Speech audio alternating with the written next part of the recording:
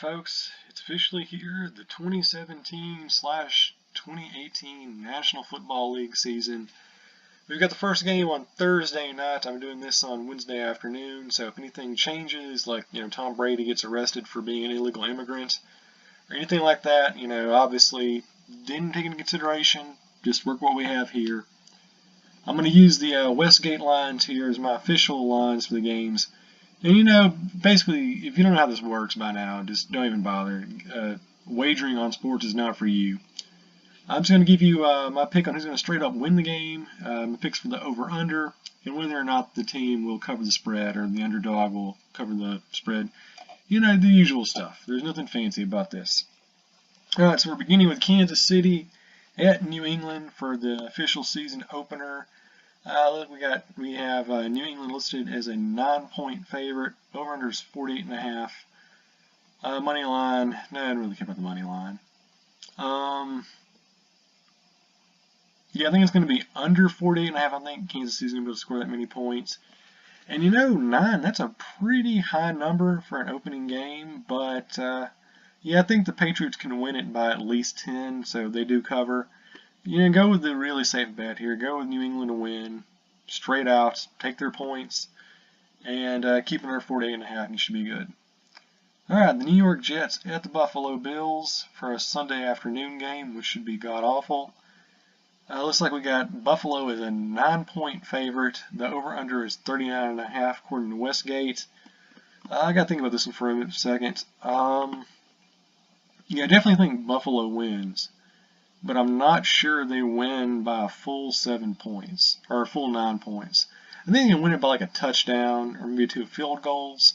But yeah, if you're giving the New York Jets plus 9, I'm going to take it. Buffalo wins outright, but they don't cover the spread, so put your money on New York and put the over 39.5. And then you can get at least 40 or 45 points on the scoreboard combined. Alright, and if you've been following my college football coverage, then you know that every week I do a patented shoe-in of the week, and I do a upset of the week pick.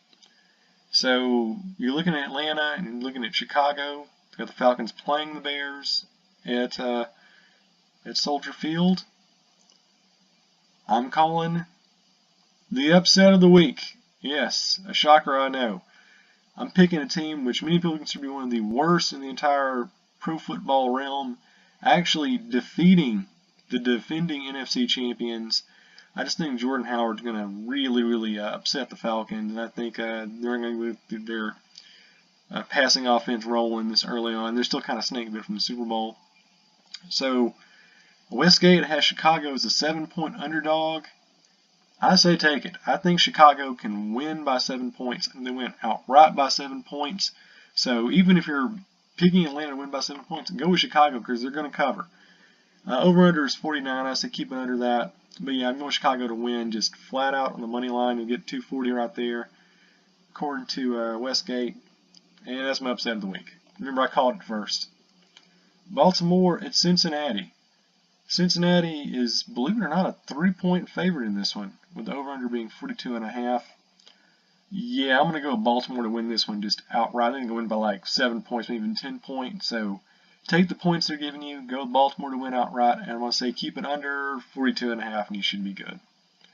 Pittsburgh at Cleveland, and Westgate has Cleveland as an 8.5 underdog. Over/under is 46.5. I'm going to say keep it under 46.5 for the over/under. And I think Pittsburgh wins by 7 points. So that means Cleveland does cover the spread. So go with Cleveland by the points, but Pittsburgh to win outright, and you should be okay. Arizona at Detroit. Looks pretty interesting. Arizona is a 2-point favorite. Over/under is 48. I'm going to say go above that. I think it'd definitely be like a 50-point game or 60-point game if things get really out of control.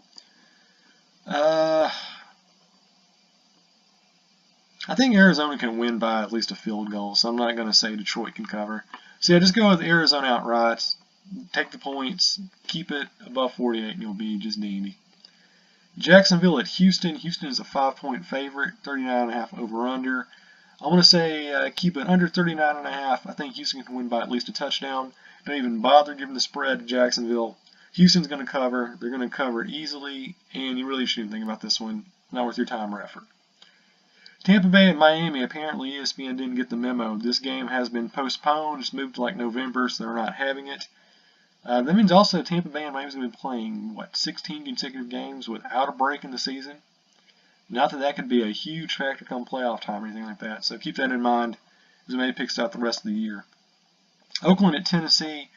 Tennessee, this has been one of the weirdest money lines because it's changed like 3 or 4 times since Monday, going back and forth who the favorite is, but today it's a 2.5 point favorite for Tennessee against Oakland, and over is 51. I want to say keep it under 51. I think this will be as many points scored as the opener against the Saints last year. This is one of those games where I do think the Raiders are going to win outright. I think they can win by easily 6 or 7 points. So I'm going to say take the points with the Raiders. I think they win outright. Don't put your money on Tennessee. It's fool's gold. And if you follow the money line here, if you do that, you'll be $115 richer. Easy money. Raiders should cover. Should win outright. This is a good one. Keep it under 51. You'll be just peachy. Philadelphia and Washington in a game nobody wants to watch. That's what they show in Guantanamo if you don't follow the rules. Philadelphia is a 1 point favorite. Over under is 48. Keep it under 48. Washington won't cover, no matter what the spread is.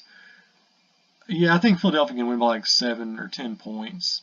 So go with Philadelphia to win outright. Don't even bother giving the points in Washington. That's just bad money management right there. You got the Colts at the LA Rams. Remember, the Colts will be without Andrew Luck, and the LA Rams still suck.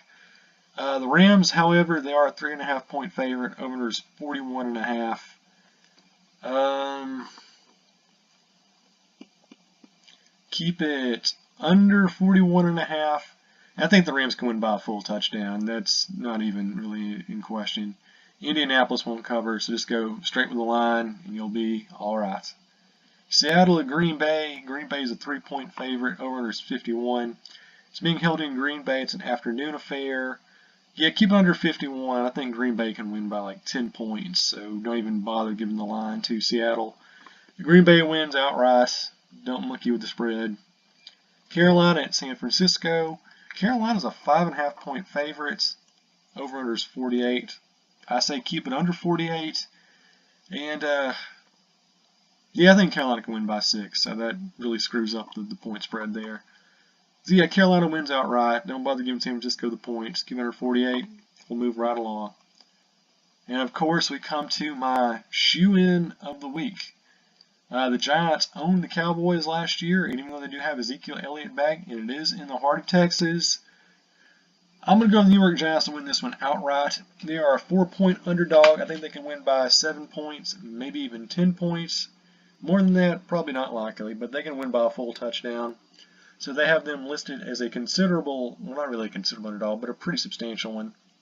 I think the Giants should win this one, and by at least a touchdown. So definitely take the points there for New York.